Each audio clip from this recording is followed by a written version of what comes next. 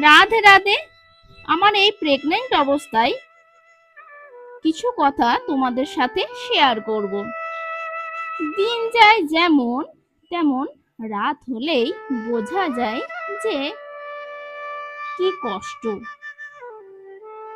Pregnant অবস্থায় রাতে ঘুমোতে যে কি পরিমাণ কষ্ট হয়, কোমরে ব্যথা, পায়ে ব্যথা, এক পাশ থেকে আরেক পাশ ফেরার যে কত কষ্ট, সেটা একজন গর্ভবতী নারী ছাড়া কেউ বুঝবে না।